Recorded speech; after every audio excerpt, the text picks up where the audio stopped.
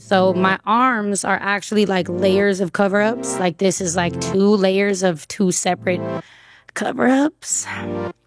I'm this close to a blackout. I'm not gonna do it, but like essentially I have already that much ink. This is not me co-signing this or giving any advice. Thank you. Hey guys, it's Kaylani. I'm here with Inked Magazine and I'm about to take you on a tattoo tour.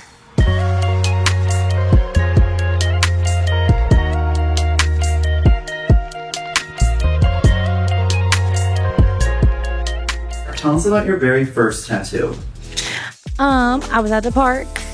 I was 13 and my best friend was like, I can do tats. And I was like, sure. And she whips out like a sewing needle and like threads it to a pen and like dips it in some ink and just stick and pokes my knuckles at the park. And I am almost done getting them removed. They're a great story, but they look a mess. So at 30, we don't want these anymore. Yeah. Unforgettable. My butt cheeks. My lower back tattoo extends onto my butt cheeks, and I got tatted in a room full of people who were also getting tatted, and I just like remember everybody just having this awkward pause of like, your ass cheeks are out amidst this room. Does it hurt? But like my butt cheek was like spasming, like my muscle was spasming as it was getting tatted. So you just saw this little like solo twerk from the butt cheek as they were getting on it. So I think that's a funny memory and a definitely a painful place. I'm getting all my face tattoos removed. I am almost done. They're almost gone. I think as I'm just getting older, I like the ability to feel really fresh and fresh-faced and also play with my look a lot and play with how, you know, my face changes and things like that. And when you have tattoos on your face, you're kind of like stuck looking a certain way. And oftentimes my tattoos introduce me before I walk in the room. And as I'm getting older, I'm feeling softer. And sometimes I walk in the room with my face tats and it's a little like, grr. And I'm like, wait, guys, I kind of just want to sit and talk to you at the park. But, you know, and also a lot of people got the same face tattoo as me. Like a lot of people come to the shows and like, they're like, look, I got the paper airplane too. And I'm like, wow, you guys are going to feel crazy because that is not even about to be here. Give it 2 more months. But yeah, other than that, like big tattoos, they got to stay. It hurts way too bad. It sucks so bad.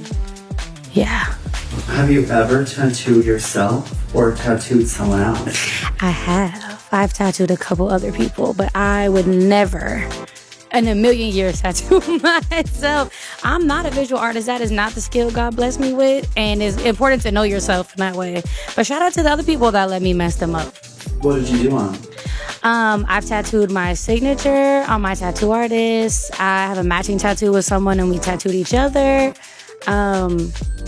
There's one other one that I can't remember. Like, oh, there's a smiley face on my other tattoo artist. He like collects smiley faces from like all of his like artist clients.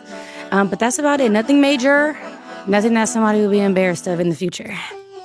I don't know if it's that tattoos have a meaning other than you came here with an avatar and you should be able to decorate it. But my mom was super tatted.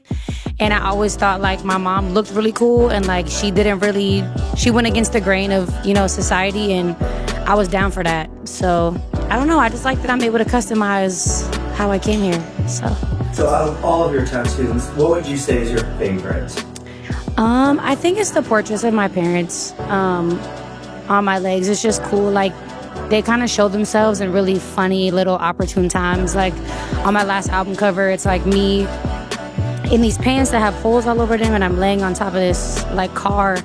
And then you just see my dad's face like poking out in between the pants. And everybody asks me if it's on purpose. And I'm just like, no, he just has a really funny way of like making his presence known in a lot of things that I do. But it's just really cute. And he was just right there. And it's like my face and his face. So yeah, it's my favorite.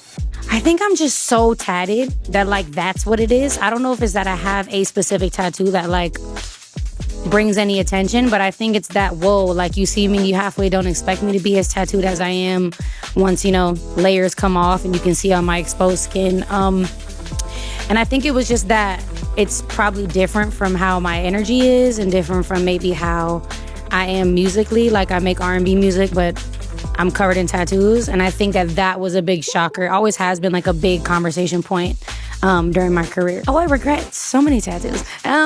It's not even that I regret the tattoos themselves. I've been getting tatted since I was really, really underage. So you can imagine how many times I've been like a guinea pig. Like I was oh yeah, I just got a tattoo gun, sis. Come through the crib. I'm doing tats in the basement and tats in the kitchen at my mom's house. And I was like, yeah, we were just smoking and drinking and getting tats. And like by the time I turned 18, I had so many bad tattoos. It was like, we just got to keep going from here. Like you can't get all these removed. So my arms are actually like layers of cover-ups. Like this is like 2 layers of 2 separate cover-ups. I'm this close to a blackout. I'm not going to do it. But like essentially I have already that much ink. This is not me co-signing this or giving any advice. Thank you. So what was your most painful tattoo? Whoa. My back. And I felt like a punk because I didn't think it would hurt that bad. But that's the only tattoo I've ever had to consistently tap out from.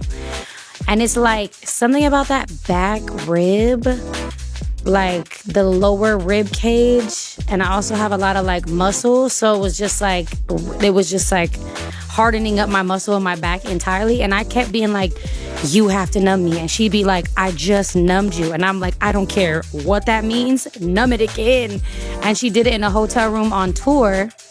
And so then I went on stage the next day wrapped up in saran wrap, praying for my life. So that sucked really bad. Well, the paper airplane on my face was really random because I went to get my neck. I don't know what side has the words lost and found in Spanish.